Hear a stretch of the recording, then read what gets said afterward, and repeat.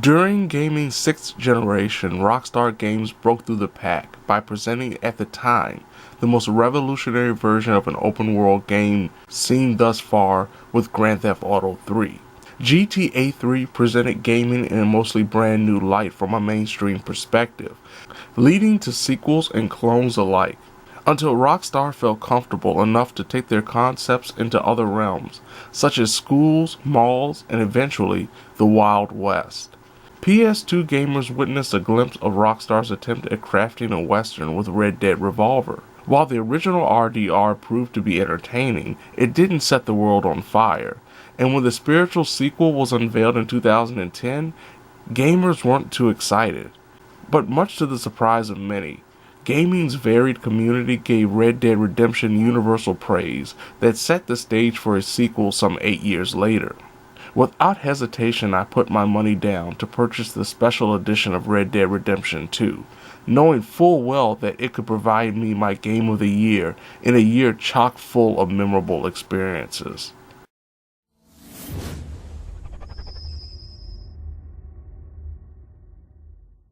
Like so many Rockstar Games' offerings from the past, Red Dead Redemption 2 is almost bursting at the seams with things to do outside of the main story missions, as well as side stories, hunting legendary animals, collecting bounties, and even acting like a loud fool while watching theater events.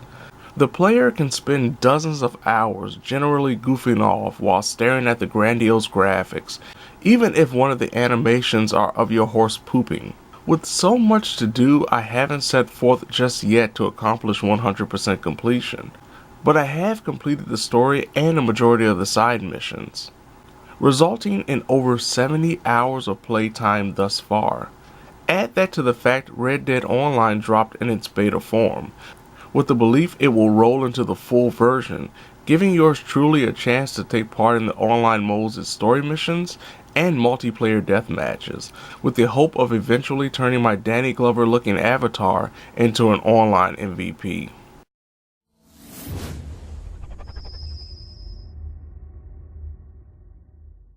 Considering the high reverence in which Red Dead Redemption is held upon, its sequel in number only had a lot to live up to in hopes of becoming a classic experience.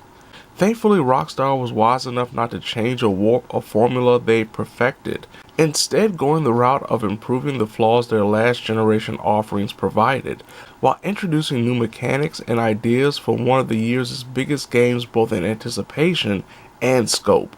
Players enter the year 1899 as Arthur Morgan, a lieutenant in the Van der Linde gang, a batch of outlaws trying to string together some successful big money crimes in hopes of starting anew elsewhere. Headed by Dutch Van der Linde, the gang that players of the original Red Dead Redemption will immediately recognize moves throughout a fictionalized version of the United States, including locales resembling Texas, Louisiana, and even an island territory run via dictatorship.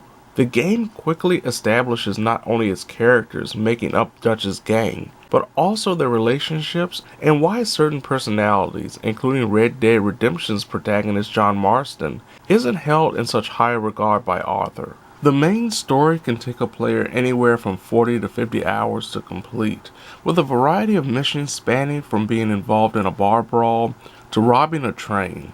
Unfortunately, a majority of the missions lack the ability for a player to do it their way, and going outside of the box in terms of execution will result in failure. And then there are times when Buddy AI becomes suicidal, running into gunfire without a care of dying, and causing the player to potentially restart a mission at a reasonable checkpoint. Though the story is somewhat a retread in terms of Red Dead Redemption's overall point, the storytelling and overall acting is so strong it will make any Red Dead veteran player forget the feeling of deja vu. Just like its predecessor, RDR2 sports stranger missions, the franchise's answer to side quest. Red Dead 2 keeps Rockstar's streak alive by crafting side missions just as memorable as the main ones, including Arthur attempting to settle a sibling feud by shooting bottles off the heads of twins, and even attaining various collectibles like fossilized bones. Various additional activities flesh out the world, while showcasing Morgan's abilities such as hunting legendary animals for rare pelts. collecting bounties, fishing, gambling, and robbing, be it stores, stagecoaches, trains, or townspeople. Just as impressive as the mission selection is the world itself. Beyond the magnificent beauty that usually surrounds Arthur at any given time are random situations like a woman looking to race horses, or some wounded soul collapsing off his horse while begging for a doctor are the norm, as is being jumped by a band of would-be robbers who don't know until it's too late they messed with the wrong guy. RDR2's environments feel lived in and active, the truest form of a living, breathing open world in video games. Almost every action connects to Morgan's morality meter that will have characters remind Arthur of what he's done both positively and negatively, in whatever locale he occupied for a short time, such as almost beating a person to death in the middle of the street, or that person Arthur saved from a bear trap, offering to buy him anything in the gun shop. Gunplay and hand-to-hand combat is both similar to GTA 5 in regards to the prior, while the latter is easily the best offering from a Rockstar open-world experience. No matter the difficulty, amount of enemies, or weapons being used, shootouts prove to be mostly rewarding, and made better when Morgan can pull off a slew of kills by utilizing his Dead Eye ability. Even the most inexperienced player of third-person or first-person shooting, depending on what view the player utilizes, will quickly get a hang of RDR2's gun mechanics. Gun action is made better by the customization features a player can purchase without any type of microtransactions, though certain weapons are locked until specific points in the game without warning when they do unlock. Combat is mostly a 3D fighter, with the player being able to punch and grapple an opponent before tapping a button to block at the right time. Blocking appropriately can also allow for opponent stun states, parries, and sways that will set up quick knockouts. The attempt at making this game a realistic experience without it fully becoming a Western life simulator definitely has its pros and cons. Maintaining the vital stats, health and stamina, of both Morgan and whatever horse he's utilizing is a necessity. Arthur and his horse have core icons that are responsible for regenerating their overall health and stamina, giving the player nearly 2 meters to drain before things completely go awry. Both Arthur and his steed need to eat to maintain their optimum weight, to maximize the efficiency of health and stamina rejuvenation. Arthur has to sleep to avoid gradual stamina loss over a period of time, while hitching his horse helps prevent the same type of problem for his mount. Arthur stores his weapons on his horse, with the game being selective when it does or doesn't want the player to have whatever Arthur had equipped during the ride to come with him when he gets off, leading to the player having to go back to his horse and choose the weapons all over again. It's ironic that weapon selection while horse riding is finicky, yet changing Arthur's clothes on horseback to acclimate to the weather happens in a figurative snap. Weapons also degrade in effectiveness and need to be cleaned. When it comes to looting, Arthur performs the same long-winded animation to the point in missions involving his partners in crime will yell at him to hurry along. Hunting legendary animals proves to be a lengthier process than necessary, especially when comparing the hunting in RDR to its sequel. And then there's the traveling. While it's understandable that this game wouldn't feature some type of teleportation fast travel system, the ability to fast travel via a camp upgrade ends up being a one-way ticket. Using cinematic mode while on horseback can save a player from bashing their controller to death by continuously tapping the run button, but it doesn't speed up the travel in any way.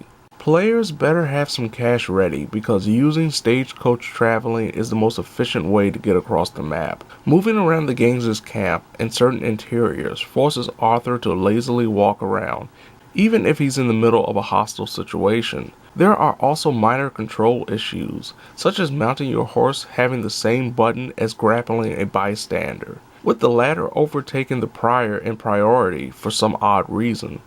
The inventory system is definitely rough around the edges when it comes to organizing, as is the quest log, though Arthur's journalistic accounts of mostly everything that happens is a nice treat. Red Dead 2's online offering, Red Dead Online, came out in beta form about a month after the single-player game's release, showcasing not only deathmatch and battle royale modes featuring stipulations including King of the Hill and Capture the Flag style modes, Red Dead Online also has its own story, where a player takes their created character and joins forces with 3 other players to usually shoot down a bunch of enemies and even make group decisions in certain situations, like allowing a bounty to go free or take him to the sheriff. Players can posse up, run around and do the online offerings version of stranger missions, and potentially grief players just trying to enter a town and start their own story mission. While money is mostly easy to come by in the single-player game, the online portion offers practically peanuts in regards to the in-game currency. The other currency in the online portion are gold bars that will obviously be connected to microtransactions when the full version of Red Dead Online drops. If someone wants to just act a fool, play some death matches or story missions, and only care about having a casual time, then Red Dead Online is absolutely fun. Red Dead Redemption 2 proves to be everything many expected of it, and then some, even if there are some issues mostly connected to absurd realism. But those glaring flaws definitely hinder the idea that this is both the perfect offering from Rockstar Games and the perfect open world game, though it will definitely push other developers to step up their standards in regards to how the genre is presented going forward.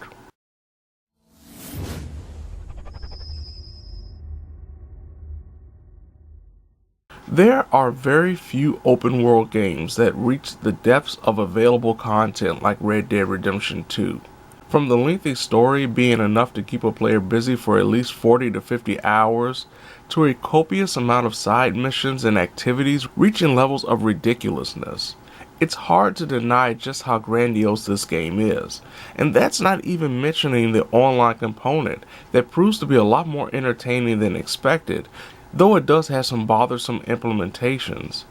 Fans of the previous RDR or various Rockstar games will definitely love this.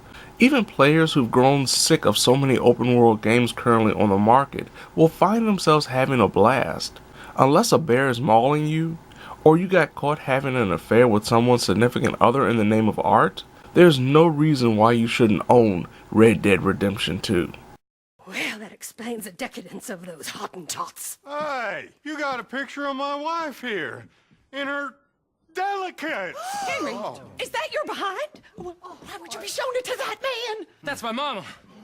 As nude as the day she was born.